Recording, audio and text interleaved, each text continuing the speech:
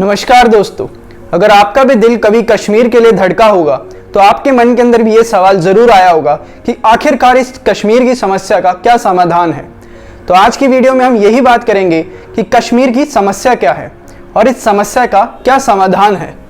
कश्मीर की समस्या 1947 के भारत पाकिस्तान पार्टीशन से ही चल रही है।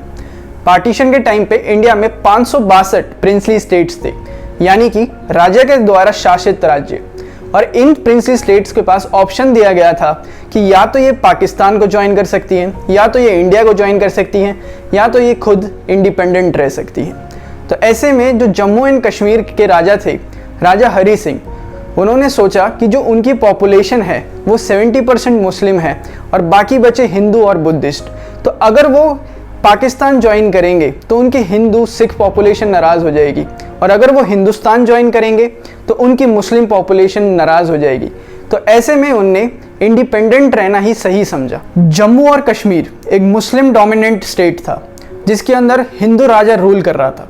तो वहाँ के मुसलमानों को हमेशा ये खटकता था कि वो मेजॉरिटी तो मुस्लिम है बट राजा हिंदू है। उन्हें लगता था राजा हरी सिंह उनके साथ मज़हब के नाम पर भेदभाव करते हैं। कई सारे कश्मीरी मुसलमानों का ये मानना था कि अगर वो पाकिस्तान के साथ जाके मिल जाते हैं तो उनके धर्म को भी बढ़ावा मिलेगा और उनके साथ भेदभाव होना भी कम हो जाएगा। तो ऐसे में कई गुट बनने लगे और वो अपनी आज़ादी के लिए लड़ना चालू कर दिया उन लोगों ने। कश्मीर की आवाम में आपसी मतभेद देख पाकिस्तान ने सिचुएशन का फ़ायदा उठाया। पाकिस्तान ने इसी वक्त सोचा कि हम जम्मू एंड कश्मीर पे कब्ज़ा कर लेते हैं। पाकिस्तान ने अपनी हज़ारों की संख्या में ट्राइबल मिलिट्री भेजी। ट्राइबल मिलिट्री मुजफ्फराबाद से होती होती श्रीनगर की तरफ बढ़ती जा रही थी। हरी सिंह की सेना कमज़ोर पड़ रही थी इस ट्राइबल मिलिट्री के सामने। ये देख राजा हरी सिंह ने हिंदुस्तान से मदद की पुकार करी और हिंदुस्तान के साथ इंस्ट्रूमेंट ऑफ एक्सेशन साइन किया, जो ये कहता है कि जम्मू और कश्मीर 26 अक्टूबर 1947 से इंडिया का हिस्सा बन चुका है। पंडित जवाहरलाल नेहरू ने यह कह दिया कि जैसे ही जम्मू और कश्मीर में शांति बन जाएगी तो वहाँ प्लेबिसाइड करवाया जाएगा, यानी कि वहाँ की जनता खुद डिसाइड करेगी कि उन्हें क्या चाहती हैं, वो हिंदुस्तान, पाकिस्तान या आज़ादी। इंस्ट्रूमेंट ऑफ एक्सेशन साइन होते ही भारतीय सेना को श्रीनगर में एयरलिफ्ट कर दिया गया। भारतीय सेना ने श्रीनगर पहुँच अपना काम चालू कर दिया। उन्होंने ट्राइबल मिलिट्री को पाकिस्तान की तरफ खदेड़ना चालू कर दिया। उन्होंने उरी तक पाकिस्तान मिलिट्री को खदेड़ दिया था। इसी बीच पंडित जवाहरलाल नेहरू ने यूएन तक अप्रोच कर दिया। यूएन की अप्रोच के बाद यूएन का ऑर्डर आया कि जिस कंट्री ने जहाँ तक ऑक्यूपाई कर लिया ठीक है, बट अब लड़ाई ख़त्म कर दो और बीच में सीज़ फायर लाइन डिक्लेयर कर दो। सीज़ फायर लाइन मतलब आज की लाइन ऑफ कंट्रोल। तो ये मैप तब से ऐसा ही है। सीज़ फायर लाइन डिक्लेयर होने के बाद कश्मीर का 30% से भी ज़्यादा हिस्सा पाकिस्तान के पास चला गया। बचा हुआ 55% हिस्सा इंडिया के पास है आज, और 15% हिस्सा चाइना के पास है। पाकिस्तान ऑक्यूपाइड कश्मीर के दो मेन पार्ट हुए, एक गिलगिट बल्तिस्तान और एक आज़ाद कश्मीर। आज़ाद कश्मीर की आज अपनी अलग इलेक्शन होते हैं, अलग प्राइम मिनिस्टर, अलग प्रेसिडेंट और अलग असेंबली है कहने को, बट इनडायरेक्टली उसे पाकिस्तान ही कंट्रोल करता है। तो आज़ादी से लेकर आज तक कश्मीर का मसला ही है। पाकिस्तान कहता है इंस्ट्रूमेंट ऑफ एक्सेशन इनवैलिड है। इंडिया कहता है इंस्ट्रूमेंट ऑफ एक्सेशन के तहत जम्मू और कश्मीर पीओके के साथ पूरा का पूरा हमारा है, और कश्मीर वाले कहते हैं ना हम इंडिया के हैं ना हम पाकिस्तान के हैं, हम आज़ाद हैं। कश्मीर की समस्या आज भी कायम है, क्योंकि कश्मीर की समस्या का समाधान करने से ज़्यादा बेहतर है कश्मीर की समस्या को बरकरार रखकर राजनीति करना। पाकिस्तान मिलिट्री का पाकिस्तान के एक्सटर्नल अफेयर्स एंड डिफेंस में काफ़ी ज़्यादा कंट्रोल है, ये बात किसी से छुपी नहीं रही है। Pakistan military 1/3 of heavy weight manufacturing control करता है पाकिस्तान का। हर साल $20 मिलियन का बिजनेस है पाकिस्तान मिलिट्री का। ऐसे में कश्मीर का मुद्दा कायम रहे, ये उनके पर्सनल एजेंडा को प्रमोट करता है। और कश्मीर किसी भी पार्टी की हार या जीत का कारण बन सकता है। अब हम बात करेंगे why Kashmir is so important, क्यों सबको कश्मीर ही चाहिए। तो कश्मीर की अपनी अलग स्ट्रैटेजिकल एंड जोग्राफिकल एडवांटेज है। जिस भी देश की आर्मी कश्मीर के ऊपर बैठी होगी तो आसपास के देश तो उस पर नज़र भी नहीं रख सकते, क्योंकि कश्मीर के उस रीजन को कैप्चर करना काफ़ी ज़्यादा डिफिकल्ट हो जाएगा ड्यू टू वहाँ की जोग्राफिक कंडीशंस को देखते हुए। दूसरा, कश्मीर को जन्नत ऐसे ही नहीं कहा जाता। अभी रिसेंटली यूएन डेलीगेट्स की टीम कश्मीर में आई थी, तो लैंड होते उन्होंने एक चीज़ कही थी कि हमें नहीं पता लोग फ्रांस और इटली क्यों जाते हैं, लोग यहाँ पे क्यों नहीं आते घूमने के लिए।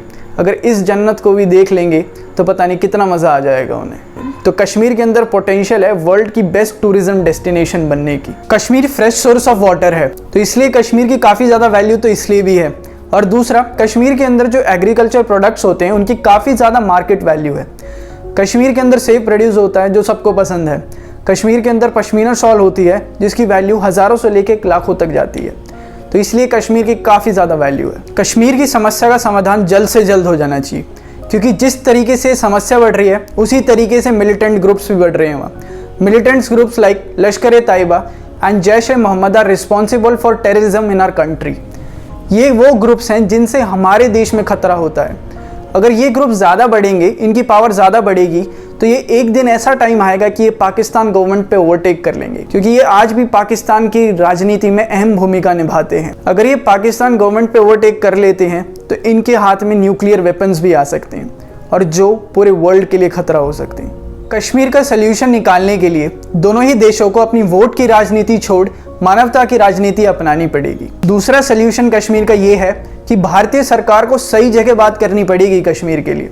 आज तक भारतीय सरकार सिर्फ पाकिस्तानी सरकार से बात करते आई है कश्मीर के लिए, बट पाकिस्तान में तो अपनी अलग अलग सरकारें चलती हैं, ISI की, आर्मी की, इस्लामिक ग्रुप्स की। तो इन सारी सरकारों को साथ में लेके ही कश्मीर का मुद्दा हल हो सकता है। तीसरा सल्यूशन ये है कि कश्मीर के यूथ को मिलिटेंट्स ग्रुप के इन्फ्लुएंस से दूर करना पड़ेगा, और ये इन्फ्लुएंस तभी दूर हो सकता है जब वहाँ का यूथ बाहर काम करने जाए। अगर वो अपनी स्टेट के बाहर काम करने जाएगा तो उसे ये भी पता लगेगा कि बाहर की दुनिया कैसी है, और उसे ये पता लगेगा कि हर जगह हर तरह के लोग होते हैं, सारे लोग बुरे नहीं होते, और हिंदुस्तान में सिर्फ मिलिट्री ही नहीं होती, बाकी लोग भी हैं। और बाहर के इन्फ्लुएंस के साथ उसे सही और गलत में भी फ़र्क करने की समझ आएगी। और अगर कश्मीर का मसला कम करना है तो कश्मीर की आवाम का दिल जीतना होगा। वहाँ के लोगों को आपको एम्प्लॉयमेंट देनी पड़ेगी, वहाँ के लोगों को आपको उनकी बेसिक ह्यूमन राइट्स देनी पड़ेंगी, उन्हें freedom of speech, freedom of expression और फ्रीडम ऑफ मूवमेंट देना पड़ेगा। समय के साथ वहाँ मिलिट्री भी कम करनी पड़ेगी। अभी हर 12 कश्मीरियों पे एक सैनिक है, तो इस रेशियो को भी कम करना पड़ेगा ताकि वो और ज़्यादा फ्रीली मूव कर सकें। Can India occupy POK? तो इस सवाल का ये जवाब है कि इंडिया का POK पे कब्जा करना काफ़ी ज़्यादा मुश्किल है, क्योंकि POK सिर्फ पाकिस्तान के पास नहीं है, अब चाइना के पास भी है। 1963 में पाकिस्तान ने कुछ हिस्सा POK का चाइना को दे दिया था, और अभी करंटली चाइना की जो पाकिस्तान के पास POK है उसके अंदर डेवलपमेंट प्रोजेक्ट्स चल रहे हैं। चाइना ने काफ़ी ज़्यादा मैसिव प्रोडक्शन चालू कर दी है POK के अंदर। अगर इंडिया POK के लिए पाकिस्तान के साथ वॉर पे जाएगा तो चाइना भी बीच में आएगा ही आएगा, क्योंकि चाइना का एक तो वहाँ प्रोजेक्ट्स चल रहे हैं और चाइना के पास POK भी है, और दूसरा अगर इंडिया के पास POK हो जाएगा तो इंडिया काफ़ी ज़्यादा स्ट्रॉन्ग नेशन हो जाएगा। इंडिया के पास काफ़ी ज़्यादा स्ट्रैटेजिकली एंड जोग्राफिकली एडवांटेज हो जाएगी दोनों ही नेशन के ऊपर। इंडिया का कनेक्शन हो जाएगा अफगानिस्तान से, और ट्रेड के लिए भी इंडिया को काफ़ी मदद होगी। POK पे कब्जा करना कोई आसान बात नहीं। POK जिस जोग्राफी के लोकेशन पे है उस लोकेशन के ऊपर अगर पाकिस्तानी सोल्जर्स बैठे हैं और इंडियन सोल्जर्स को वहाँ पे जाना है तो जाने में काफ़ी ज़्यादा दिक्कत होगी। अगर ये POK पे कब्जा भी कर जाते हैं तो वहाँ पे रुकने में काफ़ी ज़्यादा रिसोर्सेज और ह्यूमन पावर लगेगी, जो अभी करंट इंडिया की सिचुएशन है वो इस चीज़ को सपोर्ट नहीं कर सकती। इंडिया को POK गेन करने का बेस्ट पॉसिबल ऑप्शन ये है कि इंडिया अपने वाले कश्मीर में ज़बरदस्त डेवलपमेंट और एम्प्लॉयमेंट प्रोवाइड करे। यहाँ की डेवलपमेंट देख POK वाले लोग भी अपनी सरकार को प्रेशराइज करेंगे डेवलपमेंट के लिए, बट उनकी सरकार की ऐसी फाइनेंशियल कंडीशन नहीं है कि वो भी उस तरीके की डेवलपमेंट कर पाएँ। तो ऐसे में जिस तरीके के प्रोटेस्ट बलूचिस्तान में हो रहे हैं भारत से जुड़ने के, उसी तरह के POK में भी होने लगेंगे। तो वो वाला राइट टाइम होएगा इंडिया के लिए POK के साथ जुड़ने का। एंड में मैं ये कहना चाहूँगा कि इंसानों ने ही देशों के बीच में रेखा खींची है, और दुनिया में सबसे बड़ा धर्म इंसानियत का धर्म है। तो इसी इंसानियत के धर्म को मद्देनज़र रखते हुए हमें कश्मीर का सल्यूशन करना चाहिए। अगर आपको ये वीडियो पसंद आई हो तो ज़्यादा से ज़्यादा इसको शेयर करें, और अगर आपको इस तरह का इन्फॉर्मेटिव कंटेंट पसंद आता हो तो हमारे चैनल को ज़रूर सब्सक्राइब करें।